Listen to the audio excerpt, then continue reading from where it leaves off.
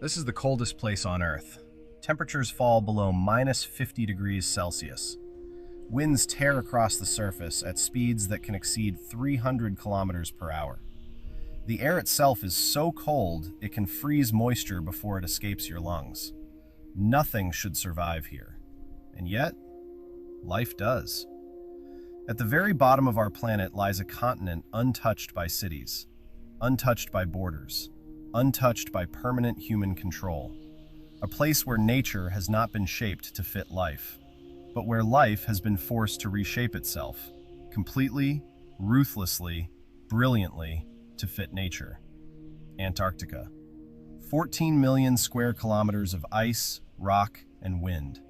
The most extreme environment on Earth. The driest, the coldest, the windiest, the most isolated. 90% of the planet's fresh water is locked inside this frozen world. Ice that has been forming for hundreds of thousands of years. Layer upon layer of snowfall, compressed under its own weight into something harder than stone. In some places, this ice reaches depths of 4 kilometers. An archive of Earth's entire history, frozen into solid silence. And still, against every logical expectation, life exists here. But to understand how life survives, you must first understand the ice. Because in Antarctica, ice is not just part of the environment, it is the environment.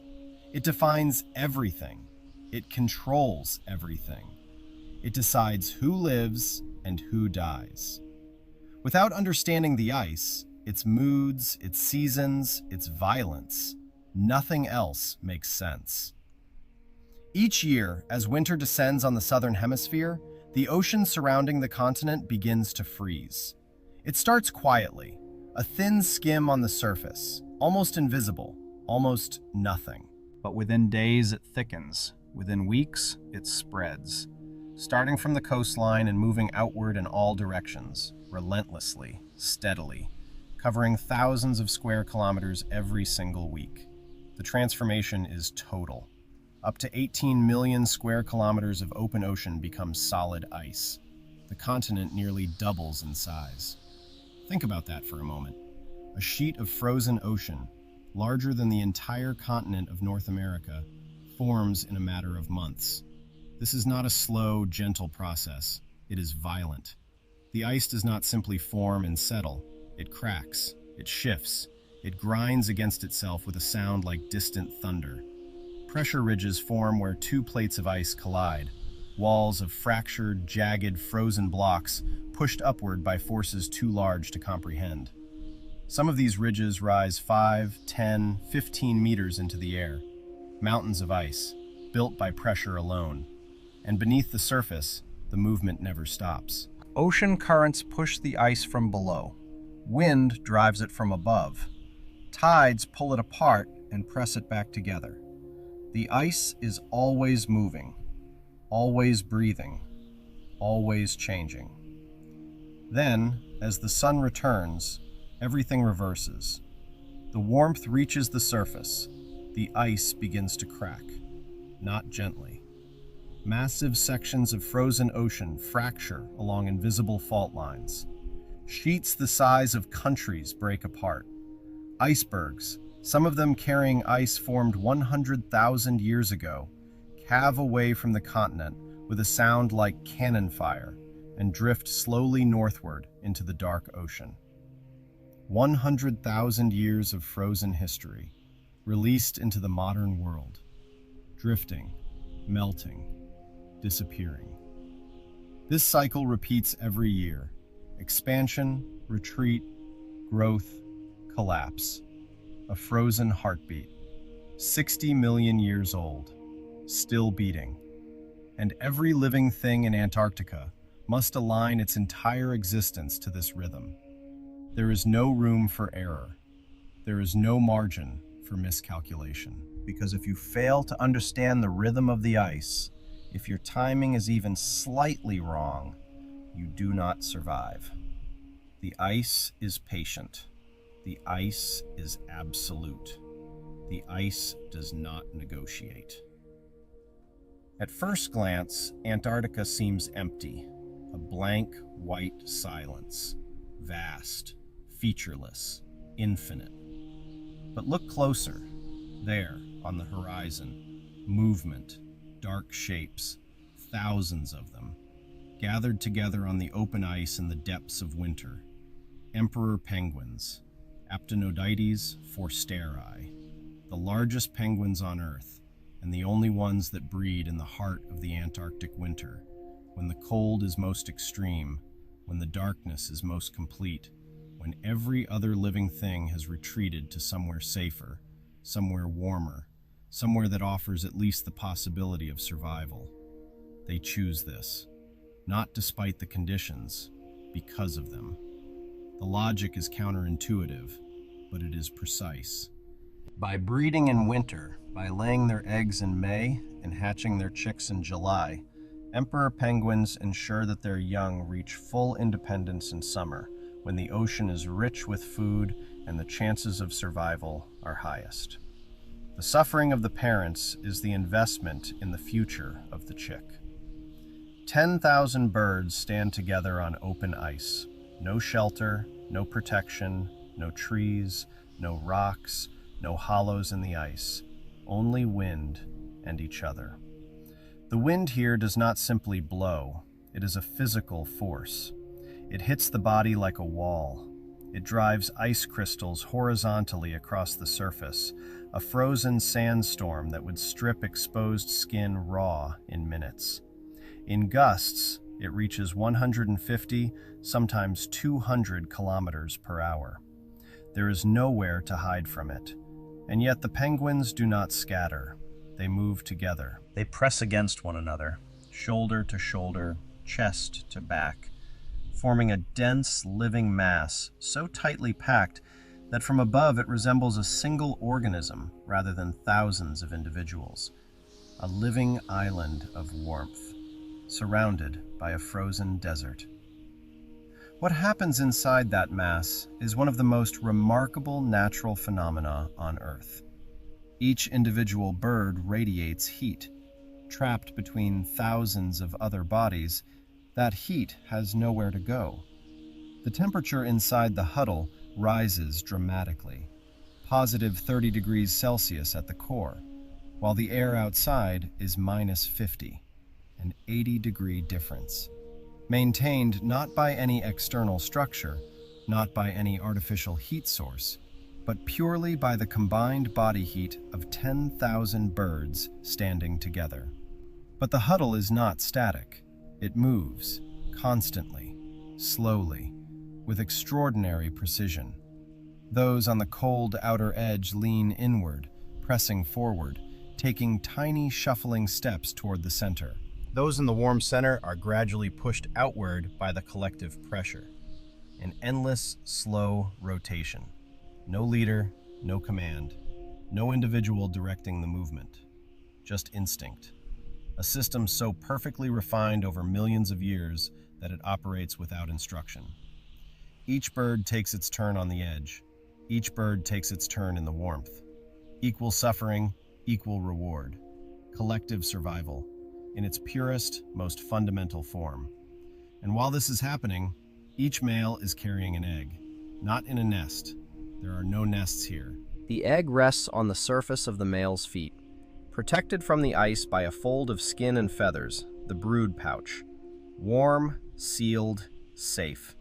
If that egg touches the ice, even briefly, it freezes solid within a minute, and it dies.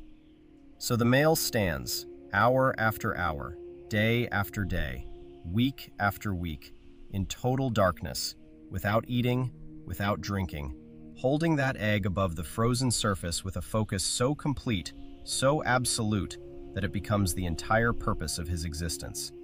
He will stand like this for 2 months. He will lose 40% of his body weight. He will endure storms that would flatten trees. He will not leave. Meanwhile, the female has gone. She left in May, immediately after laying the egg and transferring it to her partner. That transfer from female feet to male feet must happen in seconds, because an egg exposed to this air has no time. She walked back across the frozen ocean, sometimes more than 100 kilometers to the open water. She must find food.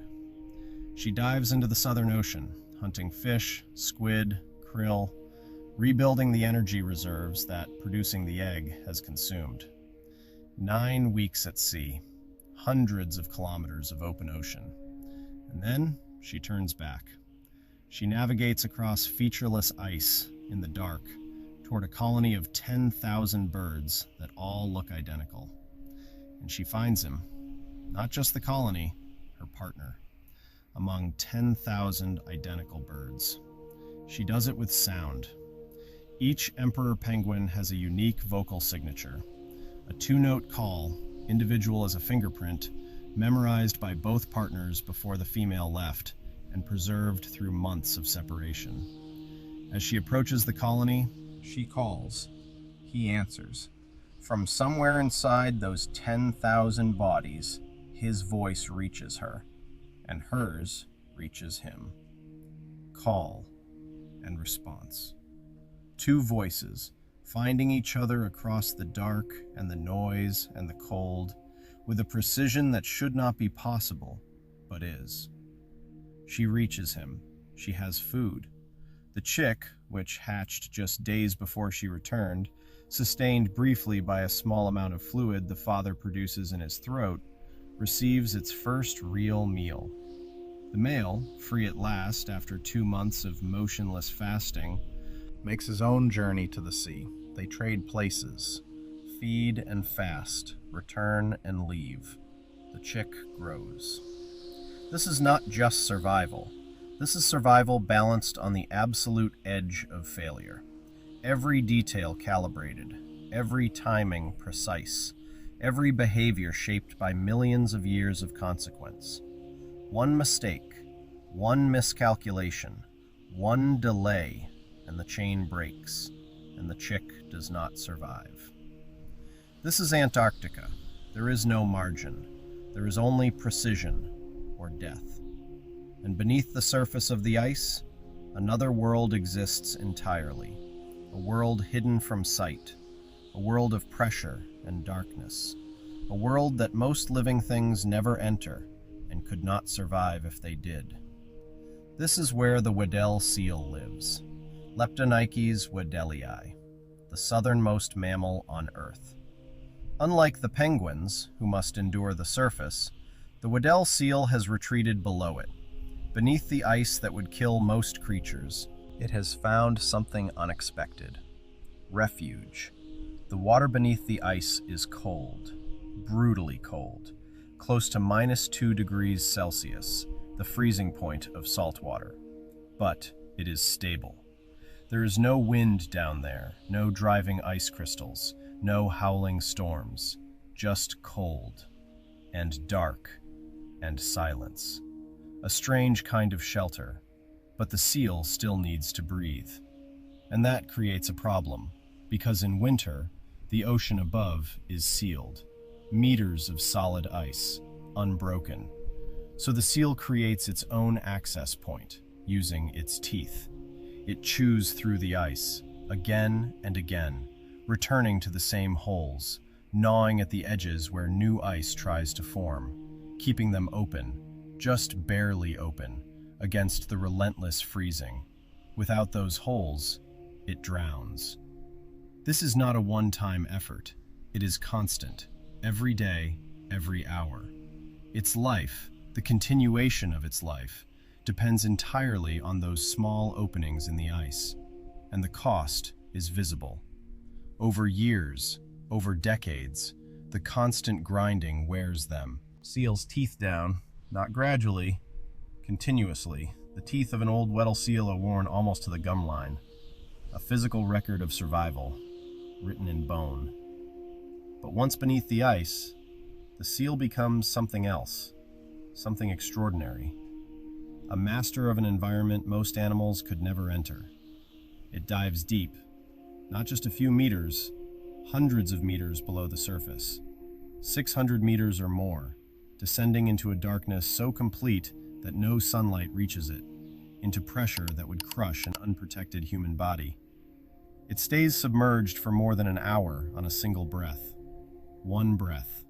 60 minutes, 600 meters down, in total darkness. And it hunts, precisely, efficiently, successfully. To navigate down there, it uses more than sight. Its whiskers, long, sensitive, precisely tuned, detect minute vibrations and pressure changes in the water. Every fish that moves nearby creates a disturbance, a ripple, a signal. The seal reads those signals in real time, building a three-dimensional map of movement around it, without seeing anything at all. Touch as a sense so refined it replaces vision entirely. And sometimes, in the dark water beneath the ice, it produces sound. Complex sequences of clicks and whistles and low, resonant tones. Not random, structured, patterns that change, that vary, that seem to carry information. The sounds travel through the ice itself, resonating in the frozen ceiling of its world, carrying for kilometers through water and frozen ocean alike. Researchers who have pressed microphones against the ice and listened describe what they hear as unlike anything else in the natural world. Strange, haunting, almost musical. We do not fully understand what it means. Perhaps territory, perhaps navigation, perhaps something we have no word for yet. But the sound is there, and it tells us something important. The Weddell Seal is not simply surviving down there. It is living, fully, in a world that belongs entirely to it. At the boundary between ice and open ocean, the environment shifts. The solid surface ends. Dark water begins. And between them, a narrow, shifting border. This boundary is one of the most dangerous places in Antarctica, because this is where predators wait. A penguin stands at the edge. It can see the water below. It knows what the water contains. It hesitates. Seconds pass. This is not indecision. This is calculation. A risk assessment performed in real time by an animal whose life depends on getting it right. Because the penguin must enter the water, it has no choice. Food is in the ocean. Its chick is waiting. Its own survival depends on what it finds below the surface. But below the surface, something is waiting for it. The penguin jumps. The water erupts. A leopard seal, Hydrurga leptonix, launches upward from the depths. Fast. Faster than the penguin expected. Faster than the eye can easily follow. On the ice, the leopard seal appears slow, almost clumsy. Its massive body, 250 kilograms, 3.5 meters long, moves awkwardly across the surface. It looks like an animal designed for somewhere else, but the moment it enters the water, everything changes. The same body that seemed awkward on ice becomes, in the ocean, something sleek and lethal. It moves with a precision and speed that has been refined over millions of years of hunting in these exact conditions. Its elongated body generates thrust with every movement. Its front flippers, huge, powerful, pull it through the water with a force that penguins cannot match over distance. Its head, disproportionately large, with jaws that can open wider than seems anatomically possible, tracks its prey with a focus that does not waver. The chase is short, violent, decisive. When the leopard seal catches a penguin, it does not pause. There is no hesitation. It shakes its prey violently at the surface, a motion so powerful it strips feathers and skin in seconds, and begins to feed. Not because it is cruel, because hesitation here costs energy. Energy costs survival. And survival is the only measure of success that matters in Antarctica. This is the reality of the ice edge. No sentiment, no excess, no waste. Every action has a cost. Every decision carries consequence. The penguin that hesitates too long gets taken. The leopard seal that hesitates in the chase goes hungry. Antarctica does not reward hesitation. It punishes it. Further out in the open ocean, the scale changes once again. The surface of the water shifts, not with wind, not with current. Something underneath is moving, something large, very large, a shadow beneath the surface. Then, a breath, an eruption of vapor rising 9 meters into the Antarctic air, visible from kilometers away.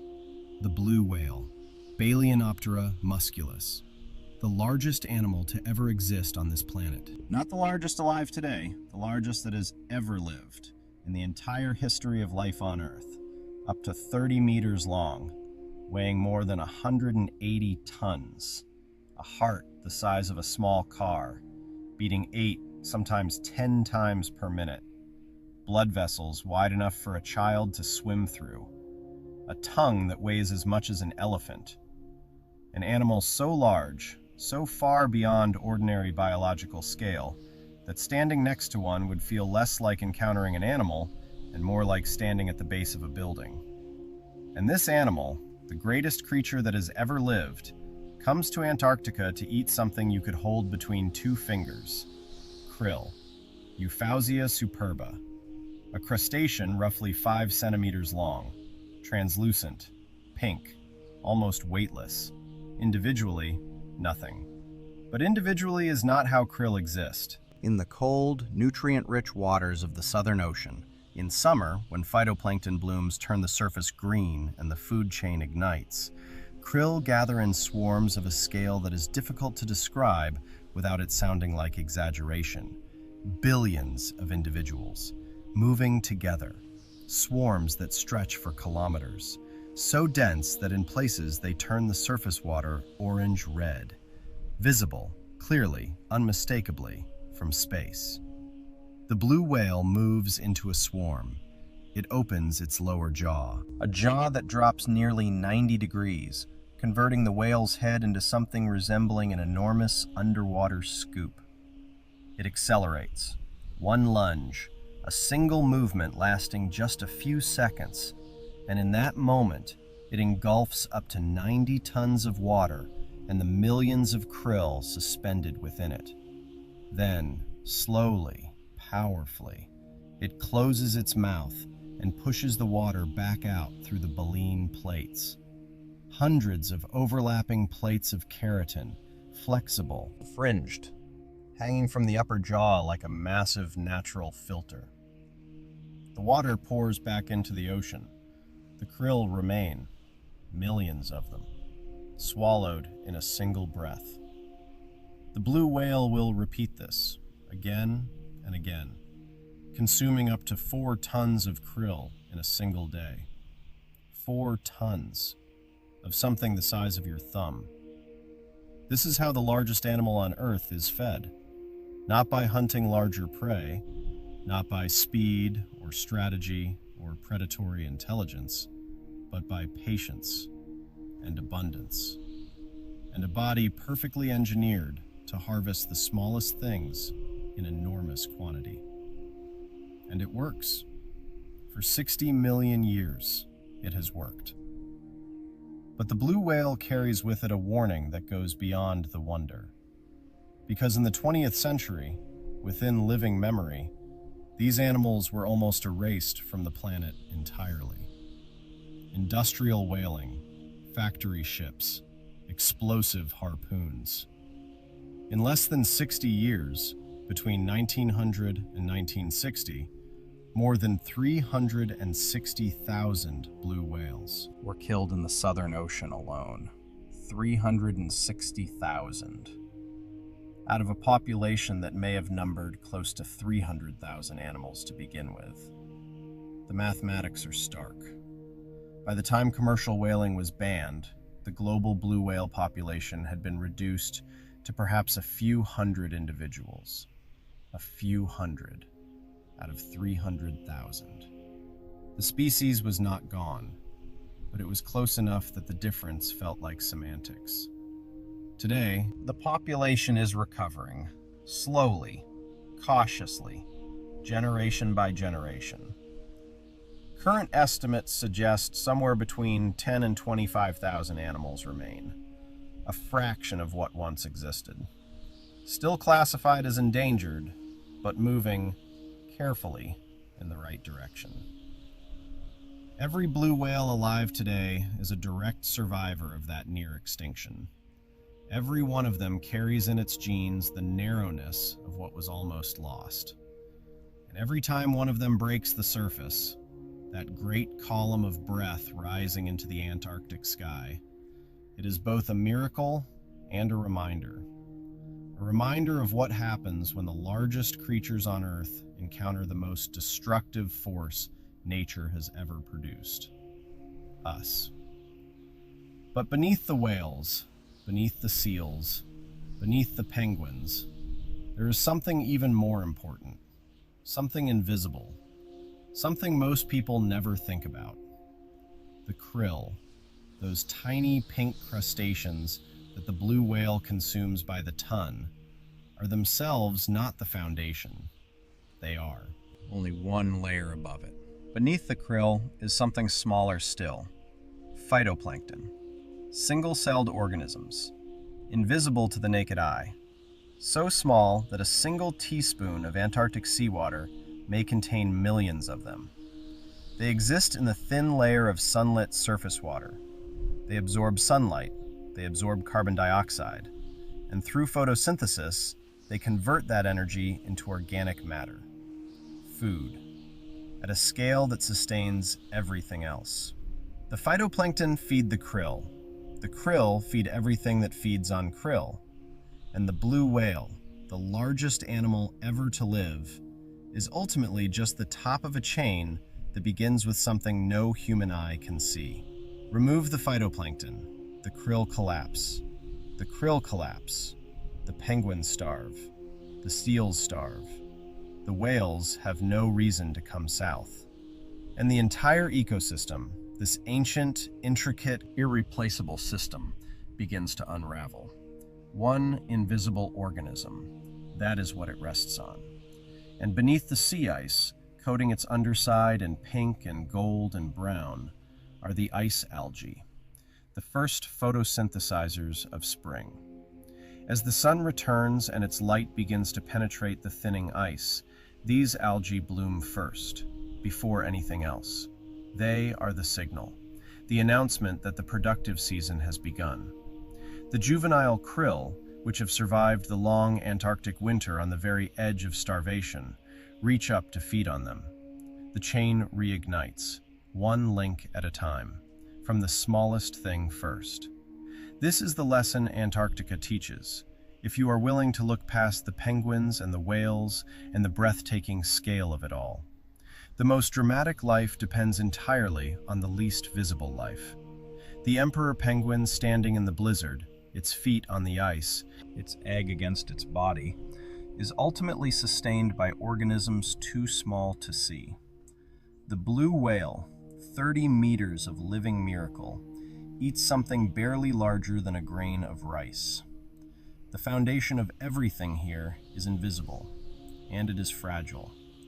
More fragile than the ice, more fragile than the animals above it, more fragile than anything we can see or photograph or easily understand. And now, that balance is under pressure. The ice is changing, not slowly, not in geological time, in decades, in lifetimes. The ocean surrounding Antarctica is warming. The sea ice that forms each winter, the same ice that the penguins breed on, that the seals maintain their holes through, that the krill shelter beneath, is forming later in the year than it did 30 years ago, and retreating earlier. The window is narrowing. For the krill, whose juvenile stage depends on shelter beneath the sea ice through the long winter months, a shorter ice season means less time, less food, less survival. For the ice algae, which bloom only when conditions are right, a changed ice season means a changed timing. And a changed timing ripples up the chain.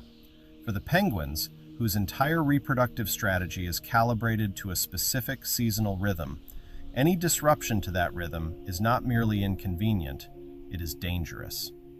It took millions of years to calibrate these systems. They cannot recalibrate in decades. The glaciers are retreating. Ice shelves, some of them in place for thousands of years, are collapsing. Pieces of ice the size of small countries are breaking away and drifting north, melting, adding their water to an ocean that is already rising, slowly, but consistently. And the changes compound. Warmer ocean absorbs more heat. Less ice means less reflected sunlight. Less reflected sunlight means more warming. A loop, self-reinforcing, gathering speed. This is not a distant problem. This is not a future problem. It is happening now. In the same ocean where the blue whales feed, on the same ice where the penguins stand, in the same water where the Weddell Seal sings in the dark. And still, life continues. The penguins march, the seals dive, the whales surface and breathe and disappear. For now. But for now is not a plan. For now is not enough. Antarctica has survived before. Ice ages that lasted for millions of years. Warm periods that turned it briefly tropical. Mass extinctions that wiped out most life on Earth. Through all of it, Antarctica remained. Changed, but present. Diminished at times, but never gone. What is happening now is different. Not because the change is large, but because it is fast. Faster than anything in Antarctica's geological record. Faster than the ice can respond. Faster than the animals can adapt. Faster than the ecosystem can absorb without damage.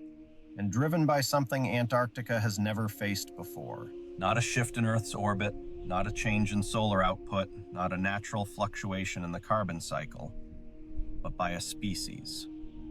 One species that burns ancient carbon at a rate the planet has no precedent for, that changes the chemistry of the atmosphere in decades rather than centuries, that can comprehend what it is doing and chooses every day how to respond. We understand the system. We can measure the changes. We can see clearly, undeniably, what is happening and why. And that changes the nature of the problem. Because Antarctica does not have a voice. The ice cannot speak. The penguin cannot vote. The blue whale cannot negotiate. Only we can. And only we are responsible for what happens next.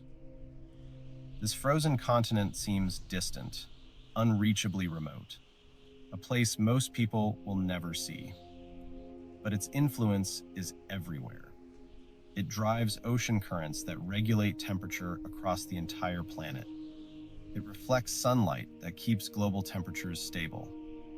It stores fresh water that, if released, would redraw every coastline on Earth. What happens in Antarctica does not stay in Antarctica.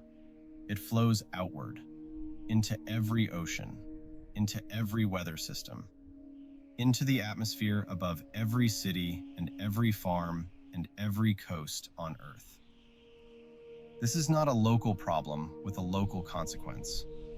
It is a planetary system under pressure, and we are the pressure. And still, Antarctica remains silent, vast, unforgiving. The wind moves across the ice the same way it moved 10,000 years ago. The penguins gather in the same places their ancestors gathered. The seals descend into the same dark water. The whales return to the same feeding grounds. And beneath it all, inside the ice itself, the record is preserved. Layer upon layer, year upon year, century upon century. The ice remembers everything. Every volcanic eruption, every change in the composition of the atmosphere, every shift in global temperature.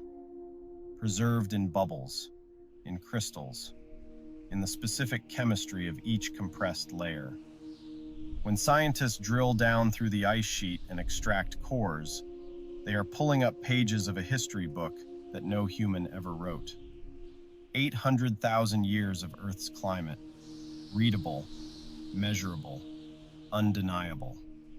And what those pages say, clearly, consistently, without ambiguity, is that the level of carbon dioxide in the atmosphere today is higher than at any point in the last 800,000 years. Not slightly higher, dramatically higher, and rising faster than at any point in the record.